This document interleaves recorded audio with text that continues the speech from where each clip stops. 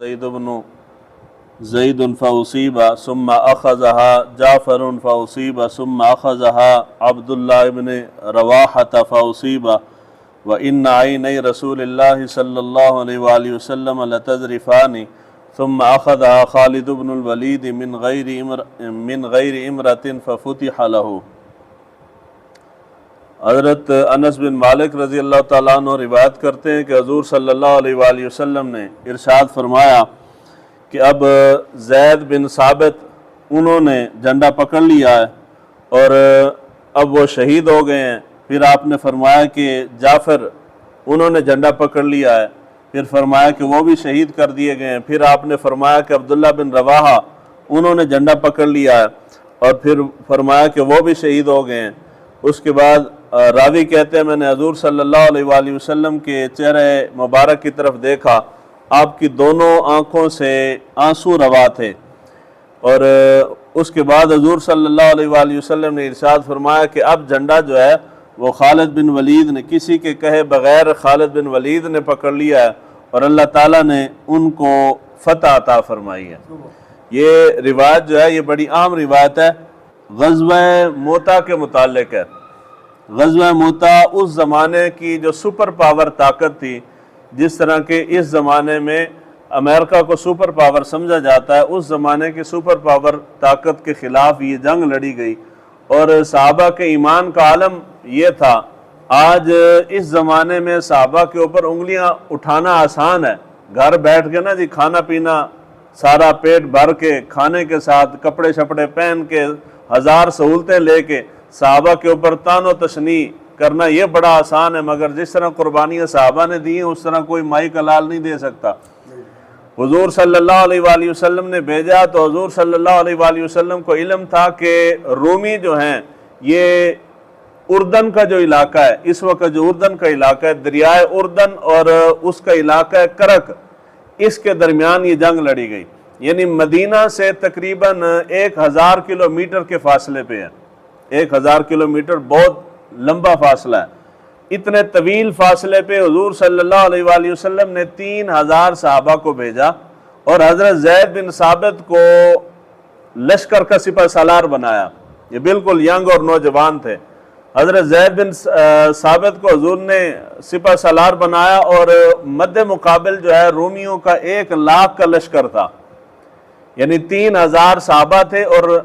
مخالف جو تھے وہ 1,00,000 تھے۔ آگے جا کے معلوم ہوا کہ 1,00,000 نہیں ہے، یعنی قریب پہنچے تو صحابہ کو معلوم ہوا کہ 1,00,000 کا لشکر نہیں ہے، بلکہ بعض روایت میں 2 اور بعض میں 3,00,000 کا ذکر ہے، زیادہ تر نے 2,00,000 کا لکھا ہے، یعنی 2,00,000 کا لشکر سامنے تھا اور صحابہ کی تعداد صرف 3,000 تھی۔ جب راستے میں علم ہوا تو آپس میں گفت و شنید ہوئی، صحابہ نے ایک دوسرے سے بادشاہت کی کہ حضور صلی اللہ علیہ وآلہ وسلم نے تو بھیجا تھا 1,00,000 کے مقابلے میں، اور یہاں پہ لشکر جو ہے وہ اس سے بھی دگنا ہے، یعنی 2,00,000 ہو گیا ہے، تو اب ہم کیا کریں؟ تو حضرت زید بن ثابت نے کہا کہ اگر حضور صلی اللہ علیہ وآلہ وسلم نے بھیجا ہے تو یہ نہیں ہو سکتا کہ حضور کو علم نہ ہو۔ حضور صلی اللہ علیہ وآلہ وسلم کو علم تھا، اس کے باوجود حضور نے بھیجا ہے، تو اب حضور کو اطلاع کیا دینی اور حضور سے کیا پوچھنا؟ جب نکل پڑے ہیں تو اب 2 باتوں میں، 2 خوشخبریوں میں سے کوئی ایک خوشخبری تو لازمی ملے گی، یا تو غازی بن کے لوٹیں گے یا اللہ تعالیٰ شہادت کا مرتبہ دے گا، تو ہم واپس نہیں پلٹیں گے، اسی طرح آگے جائیں گے۔ اور حضرت زید بن ثابت، یعنی اس کا اندازہ اس سے کریں کہ یہ کتنی اہم جنگ تھی کہ حضور صلی اللہ علیہ وآلہ وسلم نے جھنڈا جو ہے وہ حضرت زید بن ثابت کو دیا، اور حضرت زید بن ثابت وہ صحابی ہیں کہ حضور صلی اللہ علیہ وآلہ وسلم کے کل صحابہ میں سے کسی صحابی کا نام قرآن مجید میں نہیں ہے، کسی صحابی کا نام قرآن میں نہیں ہے۔ صحابہ میں صرف ایک صحابی رسول ہیں جن کا ذکر جن کا نام قرآن مجید میں ہے، اور وہ حضرت زید بن ثابت ہے۔ سورہ الاحزاب ہے، اس کی آیت نمبر 37 ہے، اس کے اندر حضرت زید بن ثابت کا نام زید جو ہے یہ قرآن مجید کی آیت کے اندر، یعنی یہ واحد صحابی ہیں جن کا نام قرآن کے اندر ہے۔ ہاں، فلما قضا زید منہا وطرا زوجناکہا، اتنے جلیل القدر صحابی ہیں، اور حضور صلی اللہ علیہ وآلہ وسلم کے آزاد کردہ غلام تھے، اور حضور صلی اللہ علیہ وآلہ وسلم نے ان کو اپنا بیٹا بنا رکھا تھا،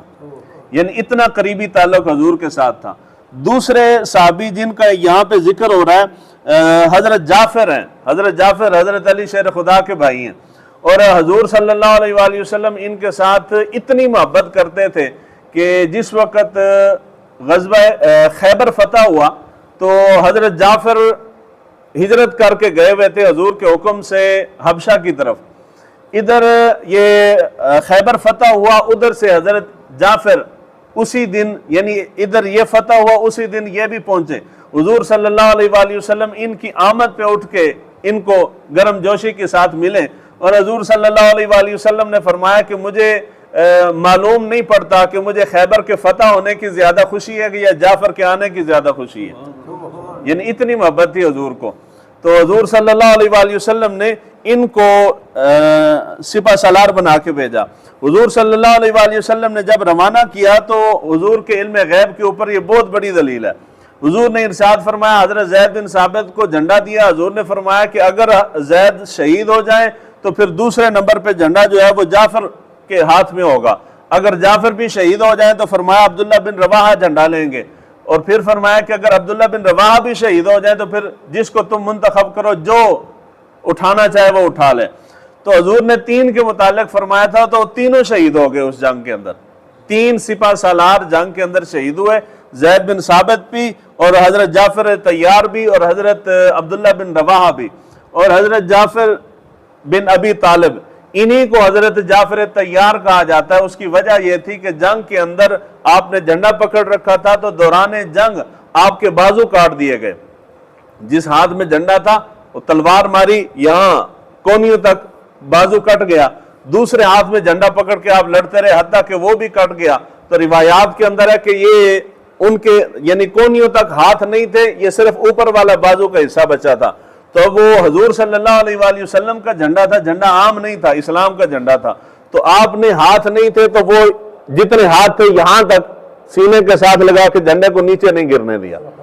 یعنی آگے سے ہاتھ کٹ گئے مگر پھر بھی جھنڈا نیچے نہیں گرنے دیا۔ اور راوی کہتے ہیں کہ جس وقت ہم جنگ ختم ہوئی تو حضرت جعفر کے دونوں بازو نہیں تھے، تو آپ کے جسم کے اوپر 80 زخم ہم نے گنے ہیں، اتنی قربانی صحابہ نے دی ہے۔ اور انہی کو حضور صلی اللہ علیہ وآلہ وسلم نے فرمایا کہ اللہ تعالیٰ نے جعفر کو جنت کے اندر 2 پر عطا فرمائے ہیں، وہ جنت کے اندر اڑتے پھرتے ہیں، وہ اس وجہ سے ان کو جعفر طیار کہا جاتا ہے، پروں والے۔ تو یہ حضرت زید بن ثابت شہید ہوئے، پھر حضرت جعفر طیار ان کے بارے میں آتا ہے جب انہوں نے بازو کٹ گئے نا تو دوسرے ہاتھ سے انہوں نے تلوار اٹھائی، تو تلوار اٹھا کے جیسے واقعی کی روایت ہے آسمان کی طرف دیکھا تو آپ فرمانے لگے کہ ہم جس کو دور سمجھتے تھے جنت اتنی قریب ہے۔ وہ جو ہے نا کہ جب شہید ہونے لگتا ہے رب کی راہ میں تو اللہ تعالیٰ اس کو اپنا ٹھکانہ جنت کا ٹھکانہ دکھا دیتا ہے۔ تو آپ نے تلوار اٹھائی، شہادت بالکل سامنے تھی، تو آپ نے فرمایا کہ جنت اتنی قریب ہے، یعنی ہم تو اس کو سمجھتے تھے کہ پتہ نہیں کہاں ہوگی مگر یہ تو یہاں کھڑی ہے۔ تو یہ بھی شہید ہو گئے، اور اس کے بعد آخر پہ حضرت خالد بن ولید رضی اللہ تعالیٰ عنہ انہوں نے تلوار اٹھائی۔ جب ہم خالد بن ولید کا نام لیتے ہیں نا تو میں نے سنا ہے بعض لوگ کہتے ہیں، کیونکہ صحابہ کے ساتھ لوگوں کو تکلیف بڑی ہے، تو کہتے ہیں کہ جی ان کو سیف اللہ کہا جاتا ہے، یعنی اللہ تعالیٰ کی تلوار ہے۔ حضرت خالد بن ولید کو سیف اللہ کہا جاتا ہے، اللہ تعالیٰ کی تلواروں میں سے ایک تلوار ہے۔ تو بعض لوگ کہتے ہیں کہ جی یہ حضور نے ان کو لقب نہیں دیا، یہ بعد کے جو عقیدت مند تھے ان کی گھڑی ہوئی ہے، حالانکہ ایسا نہیں ہے۔ اسی واقعے کو بخاری شریف کے اندر آگے کتاب المغازی کے اندر روایت ہے، اس کے اندر الفاظ ہیں، راوی کہتے ہیں وَإِنَّهُ تَذْرِفَانِ حَتَّى أَخَذَ الرَّايَةَ سَيْفٌ مِّن سُيُوفِ اللَّهِ حَتَّى فَتَحَ اللَّهُ عَلَيْهِمْ۔ راوی کہتے ہیں کہ حضور صلی اللہ علیہ وآلہ وسلم 1000 کلومیٹر کے فاصلے پہ جنگ موتا لڑی جا رہی تھی، اور حضور صلی اللہ علیہ وآلہ وسلم اسی لمحے منبر پہ جلوہ افروز ہوئے، اور حضور ہمیں جنگ کا حال ایسے بیان فرما رہے تھے جیسے حضور کی آنکھوں کے سامنے لڑی جا رہی ہو۔ جی حضور کو تو دیوار کے پیچھے کا معاذ اللہ علم نہیں ہے، 1000 کلومیٹر کے فاصلے پہ حضور صرف خبر نہیں دے رہے، جنگ کا احوال بھی سارا بتا رہے ہیں۔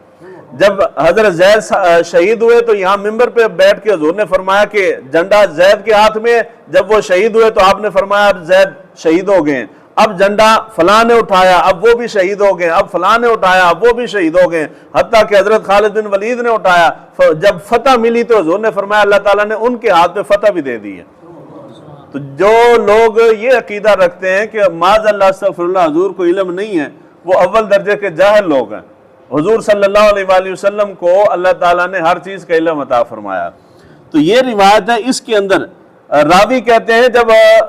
3 شہید ہو گئے سپہ سالار اور حضرت خالد بن ولید نے جھنڈا اٹھایا تو حضور صلی اللہ علیہ وآلہ وسلم نے ارشاد فرمایا کہ اب اللہ تعالیٰ کی تلواروں میں سے ایک تلوار خالد بن ولید نے جھنڈا اٹھا لیا۔ تو یہ لقب سیف اللہ کا لقب جو ہے یہ حضور صلی اللہ علیہ وآلہ وسلم نے حضرت خالد بن ولید کو عطا فرمایا۔ کہ یہ حدیث مبارکہ یہاں کیوں ذکر کی گئی ہے؟ وہ اس لیے ذکر کی گئی ہے کہ امام بخاری ثابت یہ کرنا چاہتے ہیں کہ اگر کوئی بندہ شہید ہو جائے تو اس کی خبر دینا، لوگوں کو اس کی اطلاع دینا جائز ہے، اطلاع دینا جائز ہے، تاکہ لوگوں کو علم بھی ہو جائے اور لوگ اس کے جنازے کے اندر بھی شریک ہو جائیں۔ جس طرح کہ ہمارے ہاں طریقہ مختلف ہو سکتا ہے، ہمارے ہاں جب بندہ فوت ہو جائے تو ہم اعلان کرواتے ہیں، جی سپیکر تے اعلان ہو گیا، لوگوں کو پتہ چل گیا کہ جی فلاں بندہ شہید ہو گیا، فوت ہو گیا۔ تو یہ یہاں پہ یہ ثابت کرنا چاہتے ہیں کہ اطلاع دینا جو ہے یہ شرعاً جائز ہے۔ اللہ تعالیٰ حضور صلی اللہ علیہ وآلہ وسلم کے نالین پاک کے تصدق سے ہمیں دین کو سیکھنے سمجھنے کی توفیق عطا فرمائے۔